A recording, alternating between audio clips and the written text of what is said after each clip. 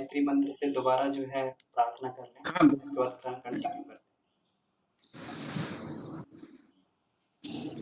ओम भूर्भुवः स्वाहा तत्सवितुर्वरेण्यं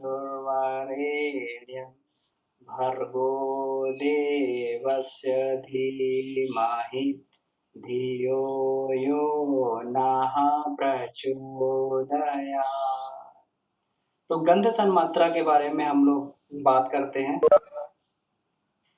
कि इसमें युग ऋषि ने कहा है कि गंध तन मात्रा साधना के लिए इसमें नासिका के अग्रभाग पर त्राटक करना पड़ता है। अब एक साथ तो त्राटक दोनों नोस्ट्रल्स पे नहीं होता है, तो एक बार एक तरफ, एक बार बाई नासिका की तरफ, एक बार दाई नासिका की तरफ जो है दृष्टि जमाई जाती है। तो एक बार में हम लोग 1 मिनट जो है एक नोस्ट्रल वाले क्षेत्र पर हम लोग त्राटक करते हैं। इससे क्या होता है कि नासिका की सूक्ष्म शक्ति जागृत हो जाती है। ये सूक्ष्म शक्ति क्या होती है कि नासिका में इतनी अधिक शक्ति है, ये अभी केवल गंध को ही सूंघती है, लेकिन धीरे धीरे इसकी इतनी शक्ति विकसित हो जाती है कि ये फिर जो है वो भी श्वास, जिस प्रकार हमारे कान जो है 20 से 30,000 हर्ट्ज की ध्वनि को सुन सकते हैं, अगर इनसे जो पराध्वनियां होती हैं उनको सुनने में कान जो असमर्थ रहते हैं। इसी प्रकार से जो विशिष्ट गंध होती हैं उनको सूंघने के लिए हमारी जो नासिका है ये तब तक समर्थ नहीं हो पाती जब तक इसकी सूक्ष्म शक्ति जागृत ना हो जाए। तो इसके लिए नासिका के अग्रभाग पर त्राटक किया जाता है। हमने देखा है कि जीव जंतुओं की नाक की सूक्ष्म शक्ति इतनी तेज होती है, इतनी अधिक होती है कि वो जो है वो भी गंध को सूंघ लेते हैं जो मानव उनको सूंघ नहीं पाता है। कोई भी वातावरण या प्रकृति में कोई परिवर्तन हो रहा तो उसकी भी गंध पहले से, उसकी गंध वातावरण में व्याप्त हो जाती है। अपना व्यक्तिगत अनुभव आपको बताते हैं, हो सकता है आप लोगों के साथ में भी आप इसको अनुभव करते हो। जब भी शरद नवरात्र आते हैं, शरद नवरात्र, तो जब भी शरद नवरात्र आते हैं तो हमें बहुत साल पहले से वातावरण में एक गंध सी महसूस होने लगती है, एक विशिष्ट खुशबू, और वो विशिष्ट खुशबू जो है केवल और केवल नवरात्र में ही अनुभव होती है, और नवरात्र चले आते हैं तो वो खुशबू जो है समाप्त हो जाती है। तो उससे पहले समझ में नहीं आता था कि ये क्यों होता है, लेकिन जब इसमें इसमें जब गंध तन्मात्रा साधना को पढ़ा तो इसमें मालूम पड़ा कि कोई भी भविष्य में होने वाली घटना जो होती है वो जो गंध के द्वारा मनुष्य उसको महसूस कर सकता है। अगर अगर हमारा जो है स्वर संयम हो जाता है, अगर दाएं और बाएं स्वर पर, अगर सूर्य और चंद्र हमारे स्वर पर अधिकार हो जाता है तो मनुष्य भविष्य ज्ञाता हो जाता है। क्योंकि जहाँ इस संसार में जो है प्राण की भी एक गंध होती है, प्राण की भी गंध होती है, और सबसे पहले सृष्टि में कोई अगर परिवर्तन होता है, कोई हेर फेर होता है तो उस तरीके का प्राण जो है सृष्टि में फैलना चालू हो जाता है, क्योंकि सबसे पहले परिवर्तन जो है सूक्ष्म प्रकृति में होता है, प्राण के माध्यम से होता है, उस तरीके का प्राण, क्योंकि प्राण भी एक अर्ध चैतन्य है, तत्व है। तो अर्ध चैतन्य तत्व है तो इसका मतलब उसमें पृथ्वी तत्व घुला हुआ है। हर एक चीज में जो है जहां पे भी जड़त्व है वहां पर पृथ्वी तत्व है, और जहां पे पृथ्वी तत्व वहां पे गंध जरूर है। तो प्राण की भी जो हर एक तरह के प्राण की भी अपनी एक विशिष्ट गंध होती है। तो वो नवरात्र के समय में भी जो है वो विशिष्ट गंध प्राप्त प्राप्त होती है। आप सभी लोगों को भी कई बार अनुभव हुआ होगा कि कुछ कुछ भी जब कोई इसमें कोई भी घटना या दुर्घटना होने वाली होती है तो एक विशिष्ट प्रकार की गंध जो है मनुष्य को प्राप्त होने लगती है, और ये तो जिसे बोलते हैं आकस्मिक है, लेकिन इसको हम लोग गंध तन्मात्रा साधना के द्वारा अपनी नासिका की शक्तियों को जागृत करके, सूक्ष्म शक्तियों को जागृत करके हम लोग इस गंध को प्राप्त कर सकते हैं। तो उसमें करना क्या होता है कि शुरू में 1 मिनट जो है अपने बाईं नॉस्ट्रिल पर, 1 मिनट अपनी दाईं नॉस्ट्रिल पर त्राटक किया जाता है। त्राटक करने से गंध नासिका की सूक्ष्म क्षमता जागृत हो जाती है, सूक्ष्म शक्ति जागृत हो जाती है, और वो जो है उस गंध को पकड़ने लगता है, सूक्ष्म गंधों को पकड़ने लगता है। अब इसमें गुरुदेव ने कहा है कि इसमें प्रयोग कैसे करना चाहिए। फूल लेने चाहिए, अलग-अलग फूल। जब 1 मिनट त्राटक करने के बाद में 1 मिनट बाईं नासिका से त्राटक कर लें, 1 मिनट दाईं नासिका से त्राटक कर लें और धीरे-धीरे ये त्राटक का समय 1 से लेके 5 मिनट तक इसको बढ़ाया जा सकता है।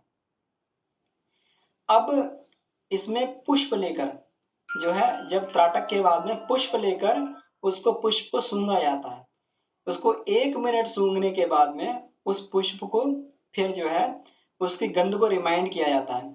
जिस प्रकार से हम लोग जो है रस साधना में बात की थी कि एक फल का जो है उसको जीवा के अग्रभाग पर रखकर और उसका 1 मिनट तक जो है उसको उसकी गंध का स्मरण, उसका जो है रस का स्मरण करते हैं और फिर उसको फेंक कर फिर उसके जो है रस का स्मरण किया जाता है कि वो हमें रिमाइंड हुआ कि नहीं हुआ। उसी प्रकार फूल का जो श्वास लेते हैं, उसकी गंध को अंदर धारण करते हैं, तो उसका जो है स्मरण करके उसकी गंध को बिल्कुल एकदम याद किया जाता है कि उस पुष्प की गंध जो है, बिना पुष्प के भी उस पुष्प की गंध को हम स्मरण कर सकें, वो गंध हमें आ सके। तो इसमें अलग-अलग पुष्प ले सकते हैं। इसमें हम लोग जो गुलाब का पुष्प भी ले सकते हैं, इसमें चमेली का लिया जा सकता है, चंपा का लिया जा सकता है, इसमें जो है गेंदे का फूल लिया जा सकता है। तो इसमें अलग-अलग पुष्प के अलग-अलग गुण भी होते हैं, क्योंकि अलग-अलग गंध होती है, तो गंध जो है हर एक गंध के अपने अलग-अलग गुण होते हैं। जैसे जो हमारा ये गुलाब का फूल होता है, गुलाब का फूल हमारा ये सौंदर्यवर्धक होता है। धीरे-धीरे गुलाब के फूल जो हम लोग सूंघते हैं, गुलाब के फूल से ये सौंदर्य की वृद्धि होती है। नहीं, गुलाब के फूल से प्रेम की वृद्धि, प्रेम वर्धक होता है, तो गुलाब के फूल से प्रेम की अभिवृद्धि होती है। इसीलिए कभी भी हमने देखा होगा किन्हीं से बहुत घनिष्ठता होती है, किन्हीं से बहुत प्रेम होता है, तो उन्हें गुलाब का फूल जो भेंट किया जाता है। ये क्या है, प्रेम अभिवर्धन का जो है ये प्रतीक है। जो हमारा गेंदे का फूल होता है, ये उत्साहवर्धन का प्रतीक होता है। धीरे धीरे इससे उत्साह में वृद्धि होती है। और जो हमारा इसमें चमेली का फूल होता है, ये मेधावर्धक होता है। इसीलिए सिर पे जो है लोग पहले चमेली का तेल लगाया करते थे, ताकि चमेली का तेल जो है ये मेधावर्धक होता है। चंपा का जो है ये पुष्प, ये चंपा का पुष्प ये सौंदर्यवर्धक होता है, ये सौंदर्य में अभिवृद्धि करता है। कनेर का जो पुष्प होता है ये उष्ण होता है, ये शरीर की उष्णता में वृद्धि करता है। जो ये हमारा सूरजमुखी का जो होता है, सूरजमुखी का फूल होता है, ये ओज में वृद्धि करता है, शरीर में चमक की वृद्धि करता है। तो इस तरीके से हर एक गंध का एक अपना विशिष्ट विज्ञान होता है, अपना एक विशिष्ट गुण होता है। ये हमारा जो पूरा हवन योग है, हवन जो यज्ञ है, जैसा हवन यज्ञ करते हैं, ये पूरा का पूरा गंध योग है। हमारा जितना भी ये जिसे हम अभी बोलते हैं, ये हमारी हवन की थेरेपी है, यज्ञोपैथी हम लोग बोलते हैं, ये पूरी की पूरी गंध तन्मात्रा पे ही डिपेंड करती है। हवन की जो यज्ञोपैथी है, यज्ञोपैथी केवल और केवल उस व्यक्ति को ही फायदा पहुंचा सकती है जिसकी गंध तन्मात्रा सही से काम करती है, यानी जो गंध को विशिष्टता से सूंघता हो। इसीलिए इसमें प्राणायाम को जोड़ा गया कि प्राणायाम का मतलब होता है, प्राणायाम का पूरा पूरा विज्ञान जो है ये गंध विज्ञान पर ही आधारित है। हम प्राण को खींच रहे हैं, किस माध्यम से प्राण को खींच रहे हैं, बिल्कुल कॉन्शियस होके उसको देखने का प्रयास करते हैं कि प्राण तत्व तो हमारे अंदर जा रहा है। तो उस प्रकार के जो हमारे ये जो पदार्थ को जब जलाया जाता है, तो जब पदार्थ को जलाते हैं तो पदार्थ का स्थूल भाग नष्ट हो जाता है और उसका प्राण जो उसके अंदर होता है वो कैप्चर्ड होता है। वो पूरा का पूरा प्राण जो है बिल्कुल स्वतंत्र हो जाता है, स्वतंत्र वातावरण में विद्यमान हो जाता है। फिर उस प्राण को अपने अंदर खींचा जाता है। जब तक वो पदार्थ में होता है तो कैप्चर्ड रहता है, तो उसको उसको खींचना जो है उसको मुश्किल होता है। तो इसको जब हम लोग हवन कर देते हैं, तो हवन जैसे मनुष्य शरीर की जब बात करें, तो मनुष्य शरीर जब मृत हो जाता है तब भी जो है प्राण उसमें कैप्चर्ड रहता है, प्राण कैप्चर्ड रहता है। तो प्राण को जो है उस समय ये जब शरीर को जलाया जाता है, जब उसका दाह संस्कार किया जाता है तब प्राण उसमें से जाकर फिर स्वतंत्र होता है और स्वतंत्र होकर वो प्राण जो है पूरे वातावरण में बिखर जाता है। तभी जो ये कापालिक लोग होते हैं, जो तांत्रिक लोग होते हैं, शमशान में जाके साधना करते हैं, क्योंकि वहां प्राण की मात्रा बहुत अधिक होती है और उस प्राण को जो है अपने अंदर वो खींचते हैं, क्योंकि वहां पे प्रतिदिन जो है शवों का दाह संस्कार किया जाता है और वहां से उस प्राण को खींचा जाता है। जो कापालिक लोग होते हैं, ये जो है ये जो मनुष्य की खोपड़ी होती है, वो खोपड़ी में जो है वो उसमें अपना खोपड़ी में डालकर और उसको भोजन को पकाकर उसमें खाते हैं। तो ये क्या है, ये सारे के सारे उस प्राण को, जो उसमें बचा हुआ प्राण है, उसको खींचने के लिए सारे के सारे प्रयोग किए जाते हैं। तो ये तंत्र साधना में सब कुछ किया जाता है। तो इसी तरीके से जब हम लोग हवन करते हैं, तो हवन में जो पदार्थ में उसकी सूक्ष्म शक्ति होती है, वो जो उसका स्थूल भाग जलकर नष्ट हो जाता है और प्राण जो है पूरे वातावरण में फिर वो व्याप्त हो जाता है। तो इसीलिए इस क्योंकि प्राण भी तीन तरीके का होता है, सतोगुणी होता है, रजोगुणी होता है और तमोगुणी प्राण होता है। तो जिस भी प्रकार के प्राण को अपने अंदर खींचना है, उसी प्रकार की वस्तुओं से हवन यज्ञ किया जाता है। गुरुदेव ने गायत्री महाविज्ञान में उसमें तीनों कैटेगरी के प्राण को खींचने के लिए तीन तरीके की सामग्री को कैटेगराइज किया है। आप उसमें पढ़ सकते हैं, गुरुदेव ने इसमें गायत्री महाविज्ञान एक में दिया हुआ है। तो इसमें उसमें लिखा हुआ है कि अगर सतोगुणी अगर हम यज्ञ कर रहे हैं, तो सतोगुणी यज्ञ में किस लकड़ी का प्रयोग किया जाए। तो सतोगुणी यज्ञ में जिस प्रकार से पीपल, बरगद और ये अपने जो होता है पीपल, बरगद इत्यादि लकड़ी का इसमें प्रयोग किया जाता है। और इसमें इस ये सतोगुणी होती है, सतोगुणी गुण को ये अपने अंदर से छोड़ती है। इसी प्रकार से जो हमारा अगर तगर होता है, सफेद चंदन होता है, ये सारी की सारी सामग्रियां होती हैं, जो ये सतोगुणी सामग्रियां गुरुदेव ने पूरी उसमें डिटेल उसमें लिस्ट बनाई है। इसमें हमारा गिलोय भी आता है, इसमें हमारा जो है इसमें चावल इसमें आता है। तो अलग अलग तरीके की सामग्री को, सतोगुणी सामग्री को सतोगुणी सामग्री डालकर हम लोग उसका हवन करके सतोगुणी गुण को ग्रहण कर सकते हैं। इसी प्रकार रजोगुणी, तो रजोगुणी के लिए इसमें आम, ढाक इत्यादि की लकड़ी का इसमें प्रयोग होता है। तो इससे रजोगुण हमारे अंदर आता है और सामग्री भी इसी के हिसाब से बताई गई है इसमें। और तमोगुणी प्रयोग के लिए इसमें जो है बेरी, छोकर इत्यादि की लकड़ी का प्रयोग करते हैं हवन करने के लिए। और उसमें जो है ये रक्त चंदन और जो है ये हमारा इसमें जो बड़ी इलायची होती है और इत्यादि तरीके की इसमें तरह तरह की सामग्री डालते हैं।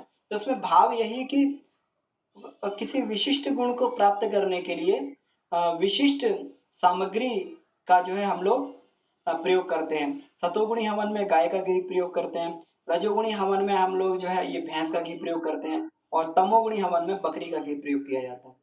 क्योंकि हर एक पदार्थ जो जलकर उस तरीके की प्राण ऊर्जा को वातावरण में फैला देता है, फिर उस प्राण ऊर्जा को संकल्प शक्ति द्वारा हम अपने अंदर खींच लेते हैं।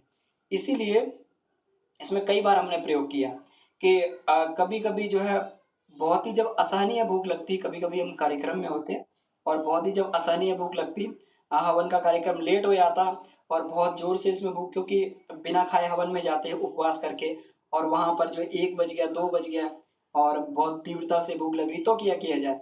तो उसमें फिर उस समय जब यज्ञ का धूम्र होता है, तो उसको संकल्प से उसको अगर उसमें सानिध्य में हट के प्राणायाम किया जाए, तो ऐसा लगता है कि जैसे पेट को भोजन प्राप्त हो रहा है और बिल्कुल पेट धीरे धीरे भरना चालू हो जाता है। इस प्रयोग को कभी भी किया जा सकता है, क्योंकि हवन की जो इसमें वायु होती है, इसको प्राण वायु बोला जाता है। और प्राण जब, क्योंकि प्राण की कमी ही हमें भूख का इसमें इसमें भूख जो है, प्राण की कमी के कारण ही भूख हमें जो है लगना चालू होती है, भूख की हमें अनुभूति होती है। जब भी शरीर में प्राण की कमी होगी, तो भूख लगना चालू हो जाएगी। जिस भी जिस भी क्रिया में, जिस भी कार्य में प्राण अधिक जलता है, तो उस क्रिया में जो है फिर उसके बाद भूख लगना चालू हो जाती है, कुछ ना कुछ खाने का मन करता है। तो ये क्या है, ये प्राण का ही। तो इस तरीके से जैसे ही प्राण की कमी पूरी होती है, तो धीरे धीरे जो है हमारी भूख भी शांत हो जाती है। इसी तरीके से प्राणायाम की अगर अधिकता बढ़ा दी जाए, प्राणायाम अगर अधिक से अधिक किया जाए, तो धीरे धीरे मनुष्य को फिर प्राण तत्व तो प्रचुर मात्रा में मिलता है, तो फिर उसका जो है भूख भी कम हो जाती है, फिर उसको अधिक ज्यादा खाने की आवश्यकता नहीं पड़ती है। इसीलिए जो हमारे ऋषि मुनि लोग होते थे, ये लोग जो है इनको भूख नहीं लगती थी, इनका जो है प्राण की पूर्ति अपने प्राणायाम के माध्यम से ये लोग प्राण की पूर्ति करते रहते थे और पूरा का पूरा जो है इनका शरीर प्राण से लबालब बना रहता था और भूख प्यास जो है बिल्कुल इनकी क्षुधा जो है शांत हो जाती थी। तो ये जो है, ये हवन यज्ञ जो है, ये बिल्कुल एकदम गंध तन्मात्रा का ही प्रयोग है। और इसमें हम लोग पहले चर्चा कर ही चुके हैं कि अगर व्यक्ति का सूर्य और चंद्र स्वर जो है, अगर उस पर कमांड हो जाती है, तो सूर्य और चंद्र जो है ये भी गंध तन्मात्रा साधना का ही ये हमारा प्रैक्टिकल है, ये उसी का प्रयोग है। और ये स्वर जो अगर हमारे सिद्ध हो जाते हैं तो व्यक्ति अच्छा इसमें जो है भविष्य गाता हो जाता है, भविष्य घटनाओं को पहले ही जान लेता है। ये जानवरों की जो है इसमें भविष्य को जानने की क्षमता बहुत तेज होती है। इसमें कभी भी देखा जाए कि बारिश आने से पहले चींटियां जो होती हैं, चींटियों की नाक बहुत तेज होती है, थोड़ा भी मीठा कहीं रख दीजिए, तुरंत जो कहीं ना कहीं से उसकी गंध सूंघ के आ जाएंगी। इनकी गंध जो है बहुत तीव्र होती है। तो कहीं पे भी कोई बारिश होने वाली हो या कुछ होने वाला हो तो चींटियां पहले से निकल कर जो है चलना चालू कर देती हैं, अपने अंडों को, अपने बच्चों को ये पहले से संभालना चालू कर देती हैं। तो इनकी गंध वाली ये क्षमता बहुत तेज तीव्र होती है। इसी प्रकार कुत्तों की जो है, इनको कभी भी कहते हैं कुत्तों को यमदूत दिखाई देते हैं, तो कुत्ते जो हैं ये करने लगते हैं, ये जैसे ही कभी कहीं किसी मृत्यु होने वाली हो तो कुत्ते रोने लगते हैं, या ये कोई अपशगुन होने वाला तो कुत्ते रोने लगते हैं। ये केवल और केवल ये गंध तन्मात्रा के कारण ही जो है ये कुत्ते पहचान पाते हैं। इसी प्रकार विशिष्ट जीव जंतुओं में भगवान ने ये तन्मात्राओं की गुप्त शक्तियां जो है उनको जन्मजात रूप से दे दी हैं। और ये इन्हीं शक्तियों के माध्यम से ये जीव जंतु हैं, ये वातावरण में होने वाली घटनाओं को पहले से ही भांप लेते हैं, भविष्य को पहले से ही जान लेते हैं। तो ठीक है, तो गंध तन्मात्रा हमारी यहीं पर समापन होती है। अगर किसी का कोई प्रश्न है तो अपना प्रश्न पूछ सकते हैं, या हैंड रेज कर सकते हैं, या अपने आप को अनम्यूट करके इसमें पूछ सकते हैं, क्योंकि सब सब लोग जो है इसमें आप क्या अपने आप को अनम्यूट कर सकते हैं। जी, कोई प्रश्न है तो प्रश्न पूछ सकते हैं। जी भैया।